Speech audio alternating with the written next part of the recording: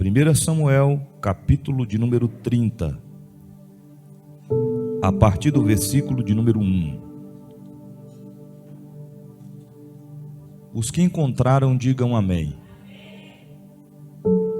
Versículo 1. Sucedeu, pois,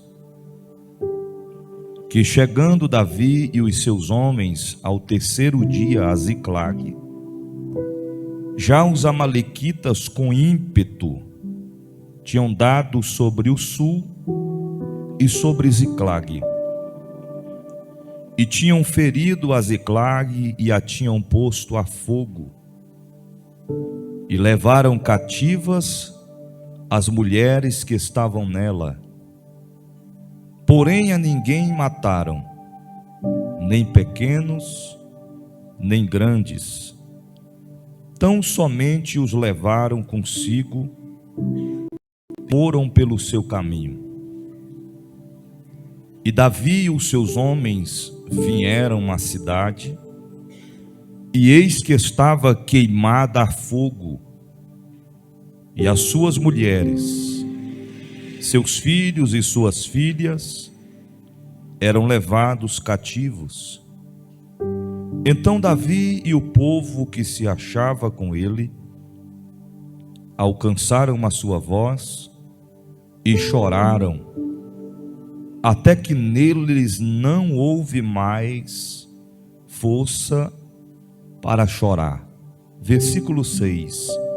E Davi muito se angustiou, porque o povo falava de apedrejá-lo, porque o ânimo de todo o povo estava em amargura, cada um por causa dos seus filhos e de suas filhas. Todavia, Davi se esforçou no Senhor seu Deus. E disse Davi a Abiatar, o sacerdote, filho de Aimeleque: traze-me, peço-te aqui o éfode. E Abiatar trouxe o éfode a Davi. Então consultou Davi ao Senhor, dizendo: perseguirei eu esta tropa? Alcançá-la-ei? E o Senhor lhe disse: persegue-a, porque decreto-a alcançarás, e tu libertarás. Partiu, pois, Davi, ele e os 600 homens que com ele se achava, e chegaram ao ribeiro de Besor, onde os que ficaram atrás pararam, e seguiu-os Davi, ele e os 400 homens, pois que 200 homens ficaram para trás, por não poderem, de cansados que estavam, passar o ribeiro de Besor. Você pode dizer amém? Podeis assentar. Pai das luzes, te louvamos e te glorificamos.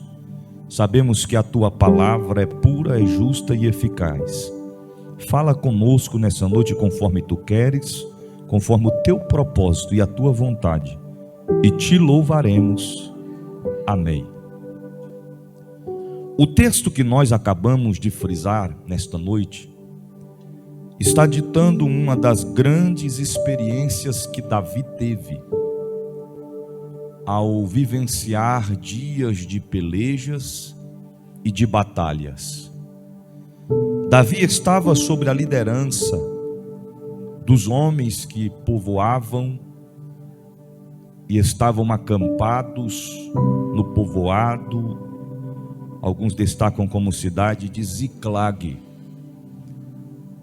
Aquele povo estava sob a responsabilidade de Davi, e Davi tinha reunido todos os homens de Ziclague, e eles haviam se direcionado para guerrear, para a peleja. E a Bíblia fala que depois de pelejarem, Davi, retornando a Ziclague com os homens, E é importante a gente destacar que quando Davi se ausenta com os homens para a peleja, todos os homens de Ziclag estavam com Davi. Só permaneceram em Ziclag as mulheres, ou seja, suas esposas, seus filhos e suas filhas.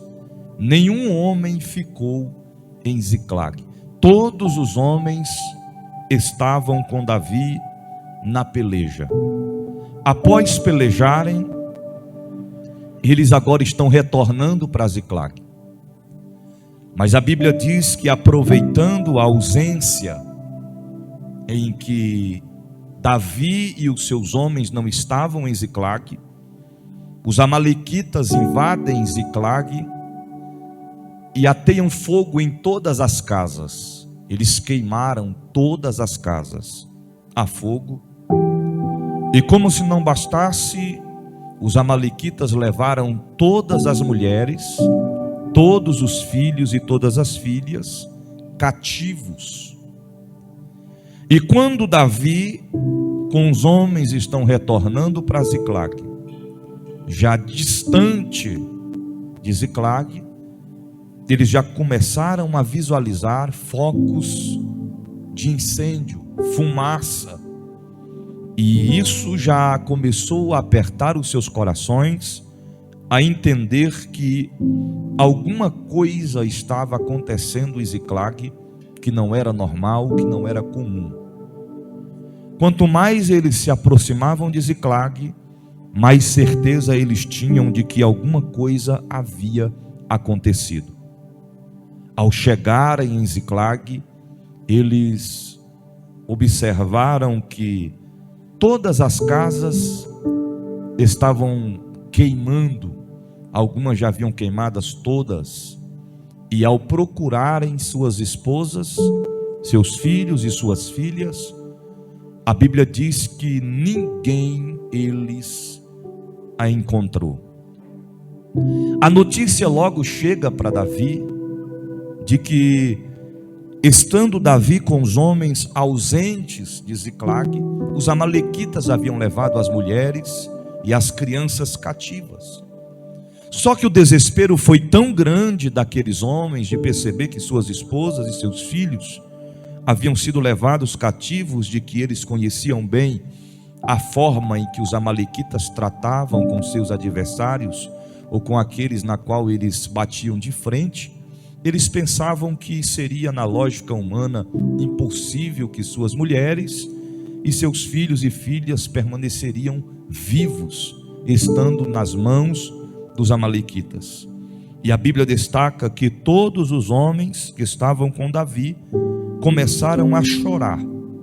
E eles choraram tanto que a Bíblia destaca que a ponto de não terem mais forças para chorar. Ou seja, eles choraram a partir do momento que eles chegaram em Ziclag. Ao entardecer, entrou a noite, foi a madrugada, até amanhecer o dia, aqueles homens ainda estavam chorando. No versículo 4 diz que então Davi e o povo que se achava com ele alcançaram a sua voz e choraram, até que neles não houve mais forças para chorar. E também a Bíblia destaca que Davi muito se angustiou, porque o povo falava em apedrejá-lo. A responsabilidade estava sobre Davi, sobre o povo de Ziclag. Mas adversidades acontecem, imprevistos acontecem, e Davi não tinha culpa do que estava acontecendo, porque não era só Davi que estava ausente de Ziclag quando os amalequitas a invadiram, mas todos os homens estavam ausentes.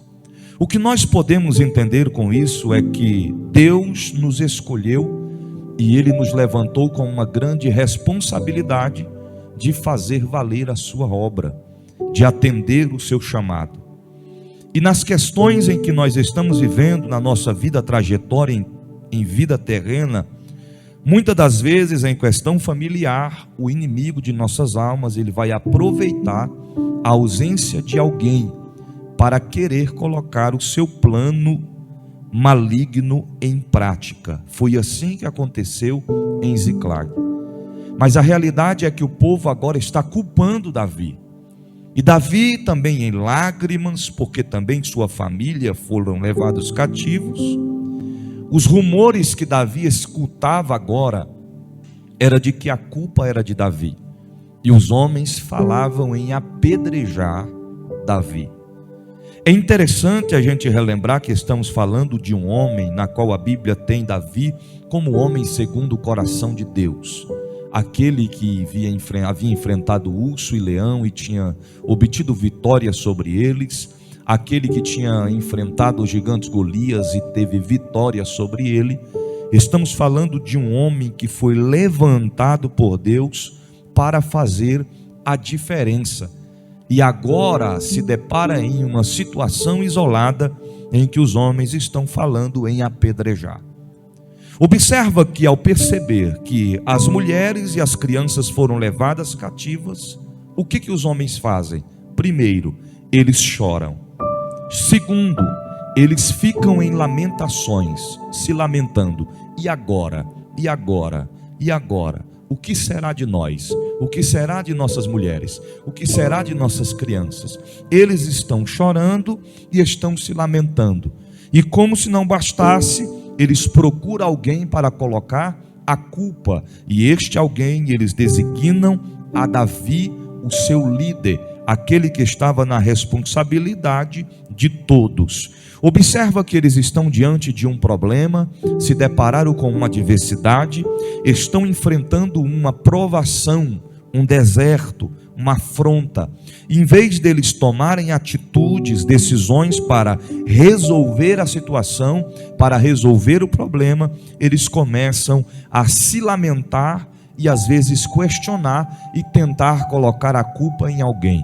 Isso acontece diariamente na nossa vida ministerial, na nossa vida particular, na nossa vida espiritual e até mesmo referindo-se à nossa comunhão com Deus. Todas as vezes que batermos de frente com uma provação, que nos depararmos com uma tempestade ou nos encontrarmos no meio de um problema, a situação tem que ser resolvida. Não adianta apenas chorar, não adianta questionar a Deus, não adianta tentar colocar a culpa em alguém. A solução para o problema tem que ser colocada em prática, porque aonde tiver um homem e uma mulher de Deus, Deus o levanta para resolver problemas e não para criar problemas. Nós que servimos a Deus não podemos ser destacados como causadores de problemas, mas nós temos que ser visualizados como solução de problemas. Já viu que tem pessoas que dizem que não gosta de crente, não suporta crente, não quer estar perto de crente, mas quando surge um problema, imediatamente eles vão chamar os crentes para fazer oração, para interceder por ele e por ela, para expulsar o demônio de alguém, para interceder pela sua família, pela sua causa, porque o povo de Deus tem que ser destacado como aqueles que chegam para resolver problemas e não para criar problemas. Os homens estavam diante de um problema, era notório a adversidade que eles estavam diante de si. Mas eles não pararam para procurar a solução do problema, mas começam a colocar a culpa em Davi. Infelizmente é uma grande realidade, tem pessoas que não têm a maturidade para enfrentar uma provação, uma adversidade, e às vezes querem colocar a culpa até mesmo em Deus, e chegam a questionar a Deus: Deus, eu não aceito isso, Deus, eu não posso passar por aquilo, Deus, por que está acontecendo? Cadê o Senhor para resolver essa situação? No momento em que nos depararmos com isso, é preciso, em primeiro lugar, procurar a orientação de Deus para resolver os problemas, as adversidades. Enquanto o povo falava em apedrejar Davi, Davi agora vai em direção à procura para solucionar o problema que estava diante deles, para reverter o quadro daquela situação.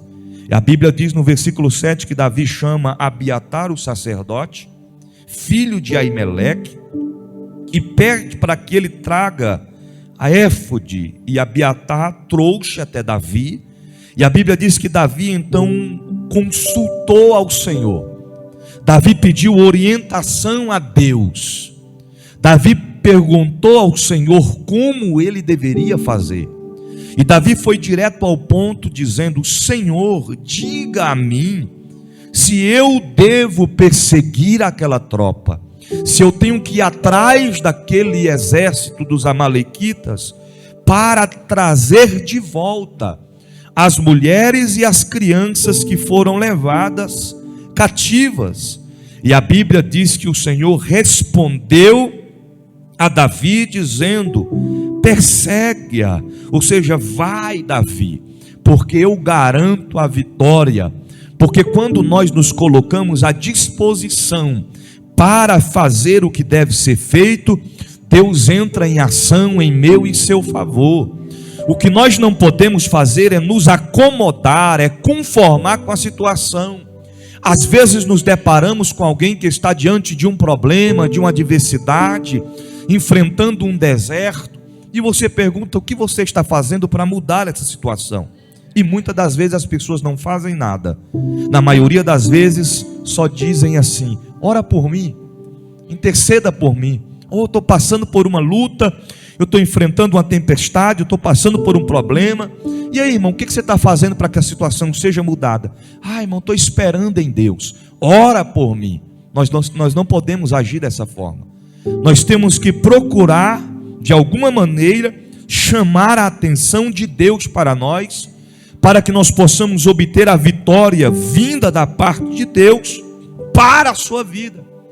Observa que agora todos os homens de Ziclague se juntam com Davi, porque Davi apresenta para eles a solução. Ou seja, podemos reverter a história. Nós vamos atrás dos amalequitas e vamos trazer as mulheres e as crianças de volta. Agora aqueles que estavam dizendo em apedrejar a Davi se juntam a Davi, porque Davi apresenta para eles a solução para o problema. E Davi se reúne com os homens, segundo a Bíblia, 600 homens se juntaram a Davi, e eles estão indo agora em direção aos amalequitas. E aqui eu quero trazer uma observação aos irmãos, que vencer a provação, enfrentar o gigante, passar no meio da tempestade, todos nós queremos chegar do outro lado e obter a vitória. Mas nós temos que lembrar que no meio do caminho nós vamos ter que enfrentar obstáculos e não será fácil. Já viu que às vezes estamos enfrentando uma luta e quando nós passamos por esta luta e recebemos a vitória, as pessoas se alegram e dizem: poxa, Deus é com você mesmo, hein? Que maravilha, você venceu, eu também quero vencer. Mas não se lembram que para ter a vitória é preciso lutar. Nós não vamos receber a bênção sentados na cadeira do conformalismo. Nós não vamos ter a vitória da parte de Deus se não nos colocarmos à disposição para a guerra, para enfrentar a peleja e para obter vitória sobre os nossos inimigos. Então os 600 homens se juntaram com Davi, e agora eles estão em direção aonde estavam os amalequitas. Eles estão trilhando caminhos, e os homens já estavam fracos, porque tinham chorado a noite inteira, gritaram tanto com seus questionamentos, gritaram tanto procurando colocar a culpa em Davi, que quando estão na metade do caminho, a Bíblia diz que teve 200 homens, dos 600, 200 homens, se viraram para Davi e disseram: Davi, nós não aguentamos mais. Ou seja, esses 200 homens não tinham mais forças para prosseguir para chegar até o propósito final. Eles tinham argumentos contra Davi. Eles estavam naquele momento em Ziclag culpando a Davi e falando em apedrejá-lo. Mas agora, diante da adversidade, Davi direcionando eles em rumo à solução, eles chegam a não ter mais forças para prosseguir, porque gastaram suas forças da maneira errada, gastaram suas forças em momento errado. E eu costumo destacar que todo crente tem que ter reserva, ele tem que estar preparado para enfrentar todos os tipos de adversidades. Agora eu quero destacar, e quando nos deparamos com alguém que não está preparado nem para uma oportunidade, ou seja, se você der uma oportunidade para ele dar uma saudação, ele diz hoje não. Se você dá a oportunidade para ela louvar um louvor, ela vai dizer hoje não. Se você der oportunidade para alguém dar uma saudação, vai dizer hoje não. E aí você pergunta, por que você negou a oportunidade? E qual é a resposta que a pessoa vai dar? Porque eu não estava preparado. Eu não preparei nenhum louvor. Eu não preparei nenhuma passagem bíblica. Eu não tinha nenhum versículo preparado. Querido, isso se chama presa fácil para o inimigo de nossas almas atacar. Porque o inimigo vai observar a sua trajetória. E no momento que você estiver despreparado, é aí que você se torna presa fácil para o inimigo lhe atacar. O cristão sempre tem que estar pronto, preparado. Eu lembro que certa feita havia um congresso muito grande em uma cidade do Maranhão, e estava reunido ali mais ou menos 10.000 pessoas, e a notícia naquela cidade que percorria era a espera de um grande pregador, um grande mensageiro da palavra de Deus, conhecido em todo o Brasil, que pregava nos maiores congressos, e a expectativa do povo era ouvir aquele pregador, aquele mensageiro pregar. O congresso era de 3 noites, mas na última noite era que aquele tal pregador estaria ministrando a palavra de Deus. E as pessoas voltaram suas expectativas não para o primeiro dia do congresso, não para o segundo dia do congresso, mas sim para o terceiro. E eles diziam, quero ver ele pregar. Aquele homem prega demais. Aquele homem é uma tocha nas mãos de Deus.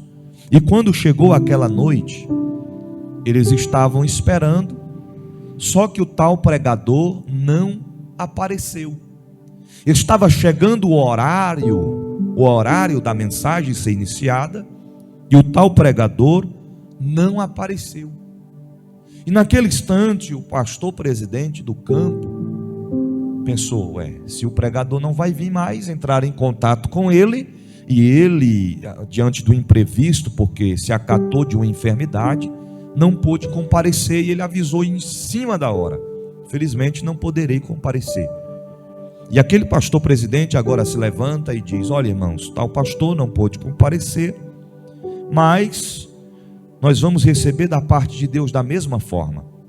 E tinha um obreiro lá que já há muitos anos não tinha oportunidade para pregar a palavra, até porque ele era analfabeto, não tinha estudo, não tinha qualificação, não tinha diplomas, não era um pregador conhecido de renome, era muito simples, já um senhor de idade, com os cabelos grisalhos, uma roupa simples. E o pastor falou assim, vamos ouvir o irmão fulano de tal, ele vai trazer apenas uma saudação, e ao concluir a saudação dele, nós vamos embora para casa. E aquele homem simples se colocou de pé e falou com a igreja, abra comigo a sua Bíblia no Salmo 23, eu não sou nenhum pregador, não sou nenhum profeta, mas eu tenho apenas uma mensagem simples da parte de Deus, porque eu estava preparado, não com coisa grande, mas com coisa simples. E ele abriu no Salmo 23 e ele disse: o Senhor é o meu pastor e nada me faltará. Só isso, fecha a Bíblia. E ele começou a aprofundar naquele texto, dizendo: irmão, eu sei que você chegou aqui, quem sabe você está sem força, você está triste diante de uma adversidade, diante de um problema, mas não se esqueça, o Senhor é o teu pastor e nada te faltará. Quem sabe você chegou aqui acatado de uma enfermidade que na ótica humana não tem cura, os médicos te desenganaram, mas eu quero te relembrar que o Senhor é o teu pastor e nada te faltará. Quem sabe você chegou aqui fraco, cabisbaixo, pensando em desistir, mas eu quero te fazer lembrar que o Senhor é o teu pastor e nada te faltará. Quem sabe você veio para esse congresso e o teu casamento está à beira de um divórcio, está diante de uma tempestade, mas eu quero te dizer: não desista do teu relacionamento, porque o Senhor é o teu pastor e nada te faltará. Quem sabe o diabo já enfrentou você dizendo que os teus filhos vão morrer no mundo das drogas, do alcoolismo, mas eu quero te fazer relembrar que o Senhor é o teu pastor e nada te faltará. Irmãos, a glória de Deus desceu naquele congresso, a unção de Deus moveu, pessoas foram curadas, pessoas foram libertas, teve salvação de alma, teve batismo com o Espírito Santo, porque aquele homem estava preparado, no momento certo, na hora certa, ele colocou em ação o que Deus havia colocado no seu entendimento. Então não se esqueça, nós temos que em todo tempo estar preparado. 600 homens com Davi, na metade do caminho 200 vira para Davi e diz: Davi, nós não aguentamos mais, nós vamos voltar. Mas Davi, ao ouvir aquelas palavras de que 200 homens não aguentavam mais e que eles iriam retornar a Ziclag, Davi toma a frente e diz: não tem problema, já que os 200 vão voltar, vocês vão ficar na intercessão, e eu e esses 400 homens vamos lá e vamos trazer de volta as esposas e os nossos filhos. E assim aconteceu. Os 200 voltaram, ficaram na intercessão, porque Deus também trabalha desta forma. Quando você não tiver mais forças para prosseguir, Deus vai levantar alguém para interceder por você, e você não ficará parado, mas ficará na intercessão. Davi foi. Ao chegar aonde os amalequitas estavam, travaram uma batalha, teve uma grande peleja, e a Bíblia diz que Davi, com aqueles 400 homens, tiveram vitória sobre os amalequitas, e eles retornam agora para Ziclag, com as esposas e com seus filhos e filhas. Nenhuma mulher, nenhuma criança morreu naquele dia. A mão de Deus estava sobre a vida de Davi e sobre aqueles que estavam com Davi. Ou seja, o que era tristeza foi convertida em alegria. Deus deu vitória ao seu povo, porque eles não se conformaram com a situação em que eles estavam, e eles decidiram tomar uma atitude. Quem sabe você está passando por uma situação e você está vendo percas acontecerem diariamente. O inimigo está em sua volta, e Deus marcou este momento para te dizer, por intermédio da palavra: você não pode ficar somente olhando acontecer. Tome uma atitude. É hora de reagir. É hora de se erguer diante desta adversidade e levantar-se como um soldado que está de prontidão para a guerra, enfrentar o inimigo frente a frente e ter a vitória sobre ele. Ninguém vence luta sem lutar. Se você não pelejar, se você não se erguer, nada vai acontecer. E a resposta que você pedia da parte de Deus, se deve lutar ou não, o Senhor está te dando nessa noite.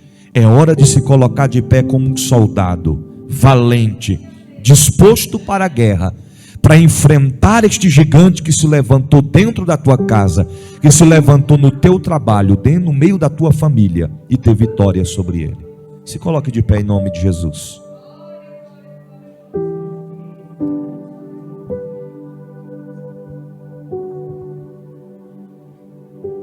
Eu quero finalizar esta palavra reflexiva nesta noite, dizendo para você que está sendo alcançado por esta palavra, por esta mensagem, que Deus vai mudar o quadro desta situação. Deus vai restituir tudo que você perdeu. Só depende de você. Lembre-se, Deus garante a minha e a sua vitória. Mas não é hora de ficar no campo de batalha de braços cruzados. Não é hora de ficar no conformalismo. É hora de pegar a espada e se apresentar à guerra. Lutar, pelejar e vencer. Porque maior é o que está conosco do que o que está no mundo. Feche os teus olhos, curve a tua cabeça.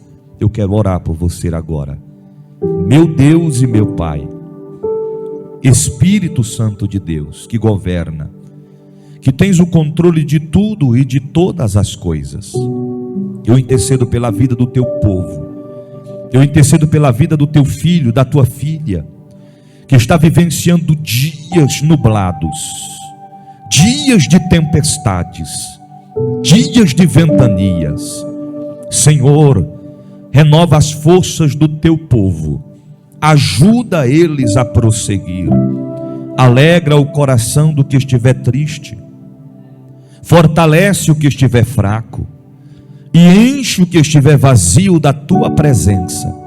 Meu Deus e meu Pai, eu profetizo um tempo de bonança, um tempo de vitória, um tempo de conquista, e que o teu nome seja louvado, seja adorado e glorificado, através da bênção que o Senhor há de derramar sobre a vida dos teus filhos. E eu profetizo a restauração na vida conjugal, na vida familiar, na vida sentimental, na vida financeira, na vida profissional e na vida espiritual, para a glória do teu nome, que possamos obter a vitória e que o teu nome seja glorificado. É o que nós declaramos e profetizamos em nome de Jesus. Amém. Você pode dizer amém?